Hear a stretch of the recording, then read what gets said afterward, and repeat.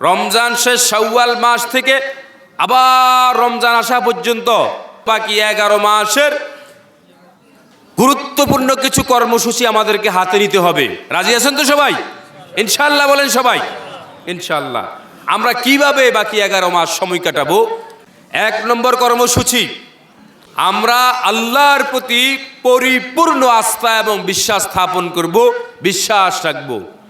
আল্লাহ পাক রব্বুল আলামিন সম্মান দেওয়ার মালিক, আল্লাহ পাক রব্বুল আলামিন অসম্মান লাঞ্ছিত করার মালিক, আল্লাহ পাক রব্বুল আলামিন জীবন দেওয়ার মালিক, আল্লাহ পাক রব্বুল আলামিন মৃত্যু দেওয়ার মালিক, হায়াতের মালিক আল্লাহ, মৌতের মালিক আল্লাহ, রিজিকের মালিক আল্লাহ, অভাব দেওয়ার মালিক আল্লাহ, মানুষের ইজ্জত সম্মান দেওয়ার মালিক কে? আল্লাহ। এজন্য আমরা আল্লাহর উপর পূর্ণ আস্থা এবং বিশ্বাস রাখবো। আগামী 1 বছরের কর্মসূচির মধ্যে প্রথম কর্মসূচি হচ্ছে যে আমরা পরিপূর্ণরূপে আল্লাহর উপর পূর্ণ আস্থা এবং বিশ্বাস স্থাপন করে বিশ্বাস রাখবো।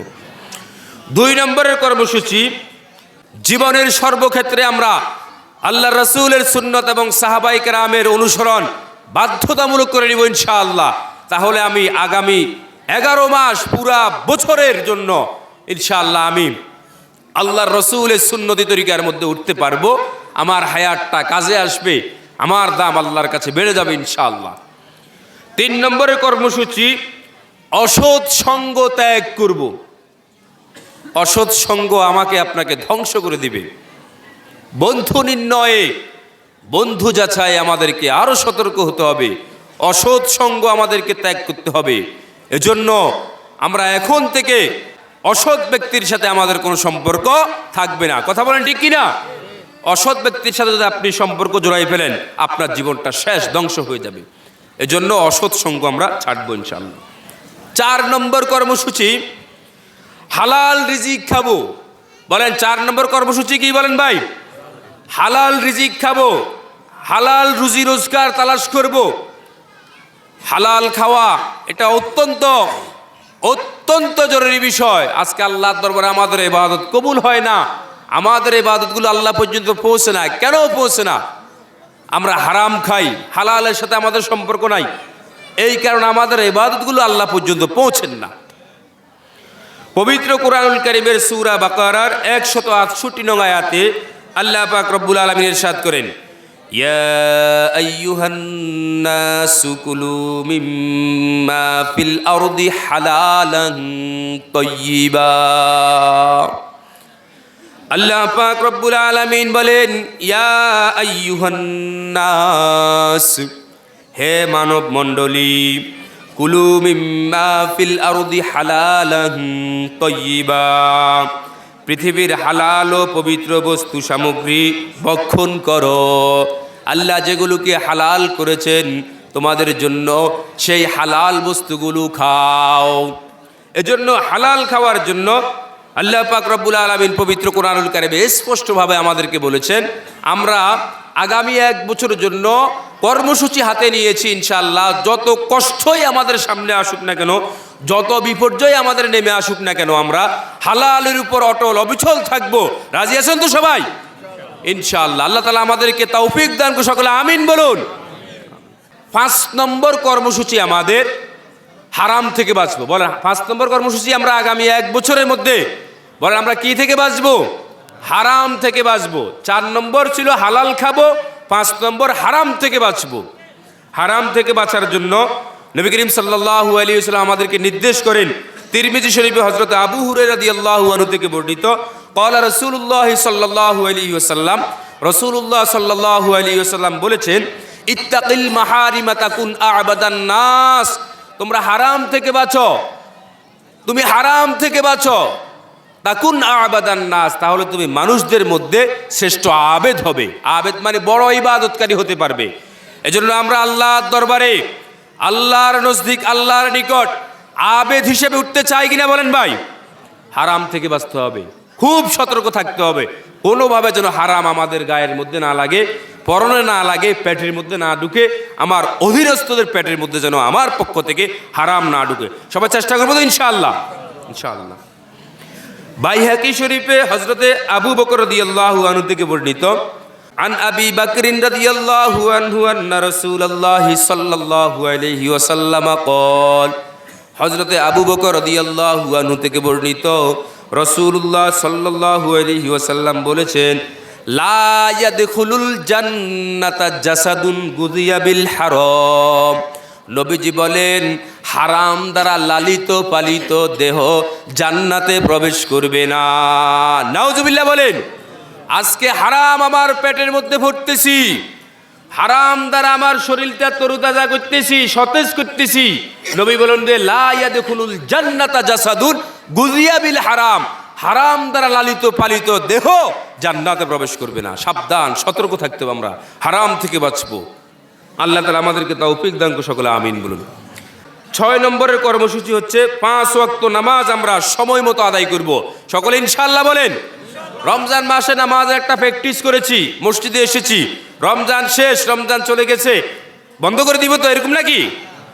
ইনশাআল্লাহ 5 ওয়াক্ত নামাজ আমরা সময় মতো মসজিদে এসে জামাতের সাথে কারা কারা আদায় করবেন হাত তুলে দেখান।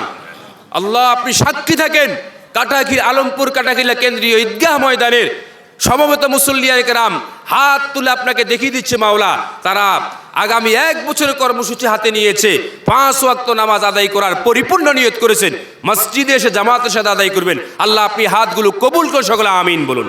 হাত নামান, 5 ওয়াক্ত নামাজ সময় মতো আদায় করব জামাতের সাথে ইনশাআল্লাহ। 6 নম্বর, মা বাবা জীবিত থাকলে তাদের খিদমতে নিজেকে সঁপে দেব। যাদের মা বাবা জীবিত আছে, মা বাবার মা বাবার খেদমত করবেন। মা বাবার খেদমতে আপনার জান্নাত, মা বাবার অসন্তুষ্টিতে আমার আপনার জাহান্নাম। আল্লাহ মাফ করে দেন। মা বাবার খেদমত করবো তো ইনশাআল্লাহ, ইনশাআল্লাহ নিয়ত করেন। আর মা বাবা যদি ইন্তেকাল করে তাদের মাগফিরাতের জন্য দোয়া করব। নেক সন্তানের আলামত, মা বাবা মারা গেলে তাদের জন্য দোয়া করা আল্লাহর কাছে। এজন্য যাদের মা বাবা মারা গেছে, মা বাবার জন্য মাগফিরাতের জন্য আল্লাহর কাছে দোয়া করবেন। আর মা বাবার মাগফিরাতের জন্য বেশি বেশি দান সদকা করবেন। আল্লাহ যেন এই উসিলা মা বাবাকে মাফ করেন, কবরের জগতে তাদের মর্যাদা বাড়িয়ে দেন, দান সদকা করবেন। 8 নম্বর কর্মসূচি, বেশি বেশি দুরূদ শরীফ পাঠ করব। যত বেশি দুরূদের প্রতি অভ্যস্ত হব, দুরূদ শরীফ পাঠ করব, ইনশাআল্লাহ কিয়ামতের ময়দানে জনাবে মুহাম্মদ রাসূলুল্লাহ সাল্লাল্লাহু আলাইহি ওয়াসাল্লাম আমাদের জন্য সুপারিশ করবেন ইনশাআল্লাহ। এজন্য দুরূদ শরীফ পড়বেন ইনশাআল্লাহ। 9 নম্বরের কর্মসূচি, হক্কানি উলামায়ে কেরামের সংস্পর্শে থেকে দ্বীনি বিষয়ে তাদের পরামর্শ গ্রহণ করব। হক্কানি আলেম ওলামার সংস্রবে যেতে হবে। আমি নিজে নিজে কামেল হতে পারবো না, আমি নিজে নিজে সব জানতা হতে পারবো না, এটা শয়তানের ধোঁকা। হক্কানি আলেম ওলামার কাছে যেতে হবে, তাদের সংস্রবে যে দ্বীনি বিষয়ে তাদের পরামর্শ মোতাবেক আমরা চলবো ইনশাআল্লাহ। 10 নম্বরের কর্মসূচি হচ্ছে বড়দেরকে সম্মান করব, ছোটদেরকে স্নেহ করব। আজকে আমরা বেপরোয়া, আহারে অনেক যুবক ভাইদের এরকম দেখা যায়, তারপর কিশোরদেরকে দেখা যায়, তারা বড়দেরকে সম্মান বলতে করে না, সম্মান করে না, বেপরোয়া চলাচল। গতকাল রাত্রেও দেখা গেছে দেশের বিভিন্ন প্রান্তে কি যে এক কারবার হয়েছে, বাজি ফুটানি। এদিকে হয়েছে নি ভাই?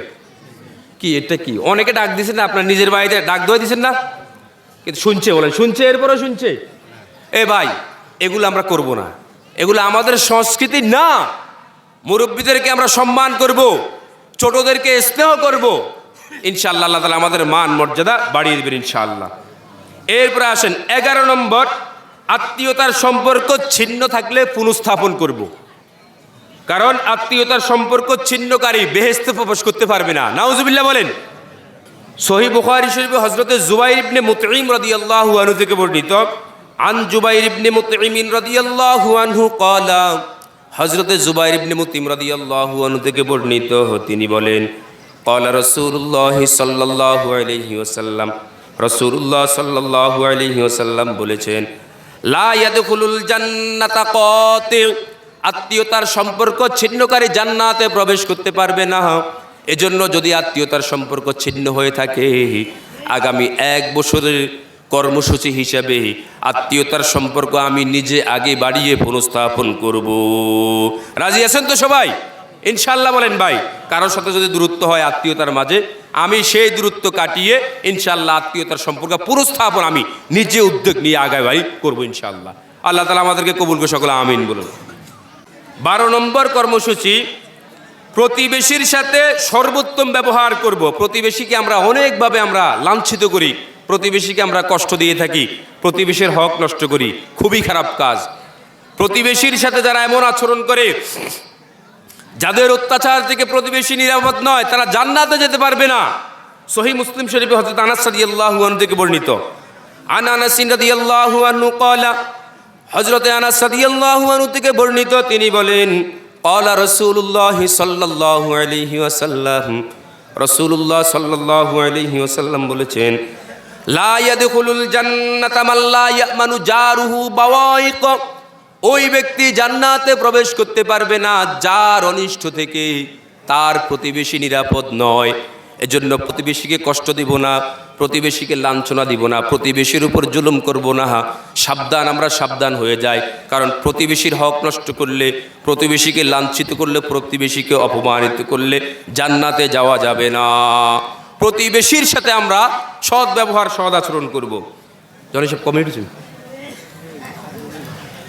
13 নম্বরের কর্মসূচি, আমরা কোরআন তেলাওয়াত বিশুদ্ধ করার চেষ্টা করব। কোরআন তেলাওয়াত বিশুদ্ধ করব। কোরআন তেলাওয়াত যাদের ভুল আছে আল্লাহ মাফ করুক, বিশুদ্ধ করার জন্য চেষ্টা করব ইনশাআল্লাহ। নিয়মিত তেলাওয়াত করব। 14 নম্বরের কর্মসূচি, প্রতি মাসের, প্রতি চন্দ্র মাসে 13, 14, 15 তথা আইয়ামে বীজে রোজা রাখার জন্য চেষ্টা করব। 15 নম্বরের কর্মসূচি, তাহাজ্জুদের অভ্যাস গড়ে তুলব। রমজান মাসে তাহাজ্জুদের নামাজ পড়ার চেষ্টা করছি, রমজানের পরও অভ্যাস গড়ে তুলব ইনশাআল্লাহ, অভ্যাসটা ধরে রাখবো। 16 নম্বরের কর্মসূচি, মাঝে মধ্যে কবর জিয়ারত করব, কবরবাসীর জন্য মাগফিরাতের দোয়া করব। 17 নম্বরের কর্মসূচি, প্রতিদিন দ্বীনের পক্ষে মানুষদেরকে দাওয়াত দিব, নামাজের জন্য দাওয়াত দিব। 18 নম্বর কর্মসূচি, ফরজ বিধান সমূহের আমানত ও খেয়ানত সম্পর্কে সজাগ ও সচেতন থাকবো ইনশাআল্লাহ, ফরজ বিধানের। 19 নম্বরের কর্মসূচি, মিথ্যা বলা থেকে নিজেদেরকে বিরত রাখবো। 20 নম্বরের কর্মসূচি, ছগলঘুরি, গীবত ও পরনিন্দা থেকে বেঁচে থাকার জন্য চেষ্টা করব। 21 নম্বরের কর্মসূচি, স্ত্রী সন্তান সহ নিজ পরিবারের আমলের তদারকি করব, তারা কিভাবে আমল করতেছে, কি আমল করতেছে, নিজে দেখভাল করব। 22 নম্বরের কর্মসূচি, দেশ ও দেশের কল্যাণে নিজেকে নিবেদিত করব। এই 22টি কর্মসূচি নিয়ে আগামী 1 বছরে আমরা আমলের মধ্যে ঝাঁপিয়ে পড়ার জন্য রাজি আছি তো সবাই? ইনশাআল্লাহ বলেন। আল্লাহ তাআলা আমাদের সকলকে কবুল করে, সকলে আমিন বলুন।